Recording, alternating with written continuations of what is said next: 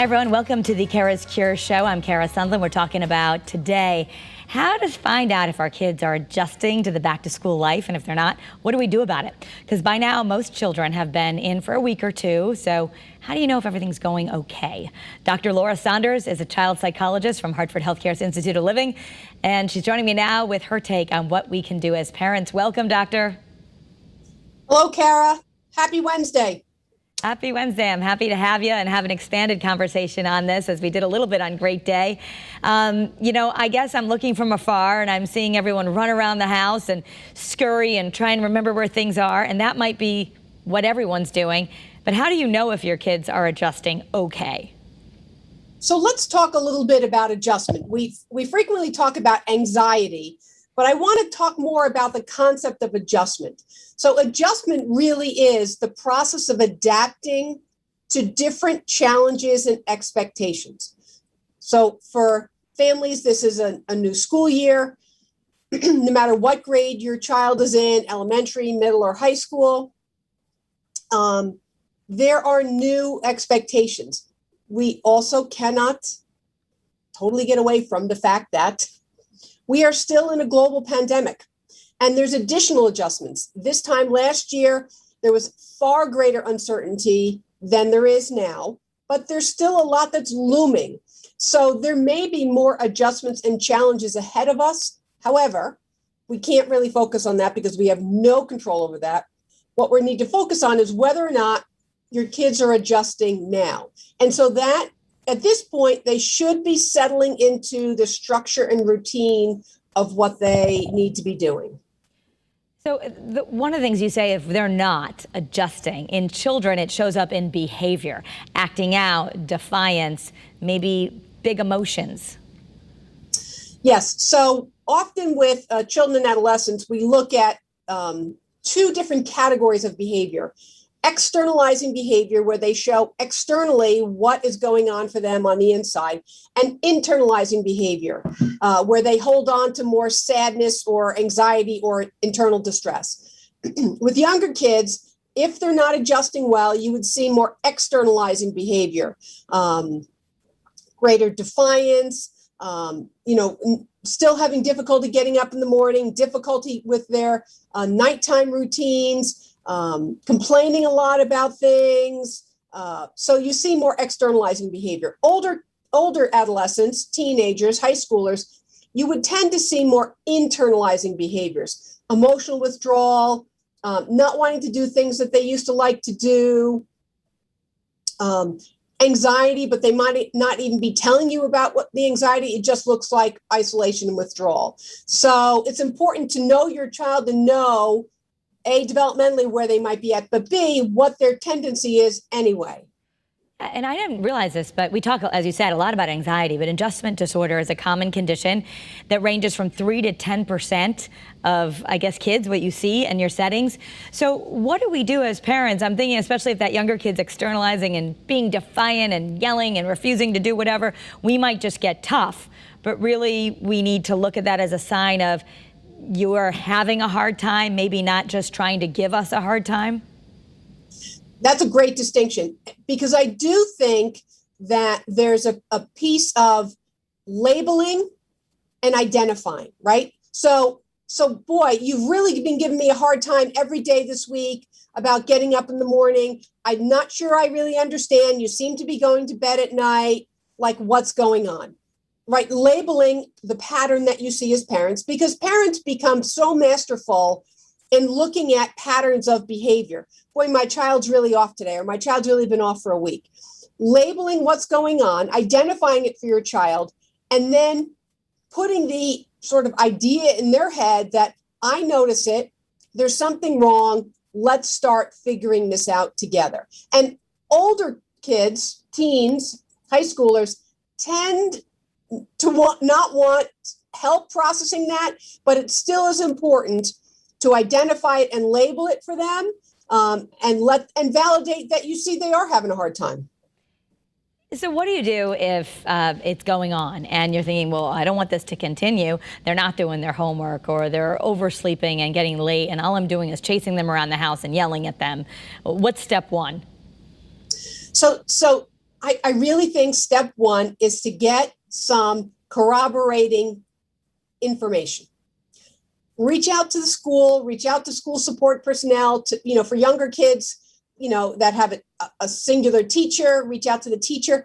I like to get some corroborating information. Is it just me that's seeing this? Is it just at home, or is it happening across settings? The three major settings in a child's life are home, school, and, sort of friends, social life, which would include like extracurriculars.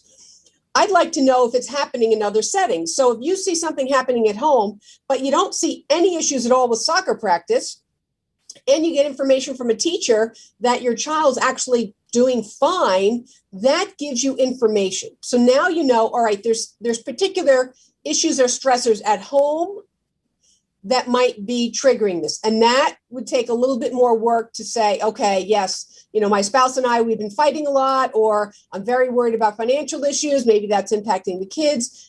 To take a little deeper dive and look at what's going on that's causing this. What we know about adjustment disorders is that they tend to be related to particular stressors. And obviously, a global pandemic and the start of a new school year with all the changes are more obvious stressors.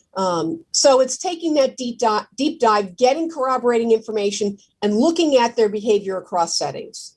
And sometimes they might be holding it together at school, but then maybe that's a good sign. They're comfortable enough in front of you that they let it all go at home, and you're seeing like the worst of it.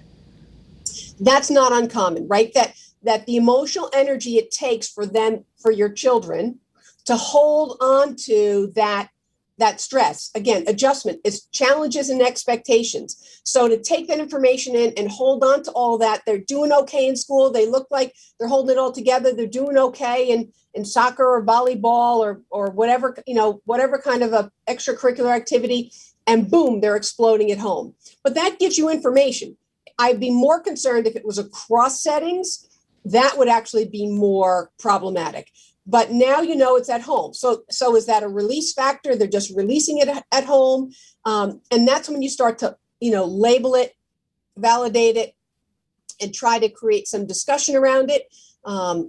As a general rule, I think it's helpful to engage your children in the problem solving and not just try to fix it for them. Okay. Not saying, that's it, you're going to bed early or you're getting up a half hour early, right? Not throwing lots of things at them because then that increases their resistance, but to engage in some amount of problem solving. The morning routines have been really hard. You don't have any time for breakfast. How can we do this differently? So engaging in some of that problem solving can be really, really helpful. A good tip. Yes, I think our as fixer parents, we just want to say, hey, I know we're going to now do this chart. You're going to get stickers, and if you don't, all your screens are going away. Okay, so we might actually want to have a conversation. How do you know if it's something that you need really some help? I know you are a child psychologist right here in Connecticut. You're seeing folks. How do you know if you're like, this is beyond, and I think I need some professional help for my child? So, again, if their behavior is becoming more disruptive and more dysregulated across settings, so you talk to the teacher, you talk to the school guidance counselor if they're in high school, and yep, they're having some difficulty in school. They're skipping classes. They're already now not turning in some homework. So, and they don't want to go to soccer practice, or they don't want to do any extracurriculars. You start to see it now across settings. That's when I have a deeper level of concern. I like to start with low level intervention. Maybe it's just a talk with the school counselor. Maybe it's a talk with the guidance counselor. Let's start with a lower level intervention and the engaging in the problem solving. If it continues to go on, and the other piece to consider is maybe this started at the beginning of the summer, right? Maybe it hasn't just been going on for 2 weeks. If it's something's going on for 2 or 3 weeks, I would stay with a pretty low level intervention. Once it starts going on for a month, 2 months, now we need to sort of step in and look at getting your child some ancillary help. I am really concerned about those kids that did not do well in either remote or hybrid learning and have learning gaps. And therefore, their resistance is because now the school's just jumping in with their curriculum and they feel lost, right? So that's where, like, really getting some sense of partnership with the school and trying to come up with some alternate explanations for things, or getting some additional help can be really, really beneficial. And just in case you're not already knowing how to do that, parents should know sometimes there may be a diagnosis of adjustment disorder or anxiety disorder or something going on that would qualify for your child even for a 504, which would be like a temporary thing that the school is going to actually sit down with you, and they are experts. They might know exactly what they want to do right away to help your kids. And that's something that we as parents have a right to in the public schools. Yeah, and actually, Kara, that might be a whole topic in and of itself, is to talk about what kinds of support you can ask from schools. Yep. Right? There's levels of intervention, right? A 504 is, which is the term for the legislation that allows schools to provide a level of intervention that is below what would be considered special education. But yes, it provides for a level of intervention where they can provide additional support and recommendations to help your child. And I think very often schools want to do right by the kids in the school, right? They want them to be successful. You want them to be successful at home. You want them to be successful in school. And that's what schools want as well. I love to access the knowledge of teachers, because teachers have an amazing developmental baseline, right? If you have a fifth grader or a seventh grader or a ninth grader, right, that fifth grade teacher with, any number of years of experience can say, you know what, yes, your child struggled a little bit, but I've seen this many times before. I'm confident that they're going to settle in. And that really helps assure you, because they have such a wide range of experience and that developmental baseline that can be assuring for you. Because if you have a fifth grader and you've never had that's your oldest child, you don't necessarily have that baseline of experience. So yes, getting access to services and support in schools is absolutely critical. And there's steps towards that. But your school support people, your guidance counselors, they can help with that. Yeah, I found sometimes the guidance counselors are really good, and they can, if you're a parent, we need support too. Moms and dads are probably struggling, going, what's going on? So reaching out can help the moms and dads too. Thank you for sharing some information, Doctor, and just letting everyone know that this is a real thing, and that adjustment disorder sometimes we're going to help a little bit at home and just acknowledging it's going to be enough, and other times you really might see this as an opportunity to really help your kid in the long term. Maybe there's some undiagnosed learning disabilities or things going on that is an opportunity to give your child some help. Right. And there is the opportunity to engage with therapy, talk therapy. But I like to start with lower level interventions first. And I really like to start with the schools to get their perspective on a situation.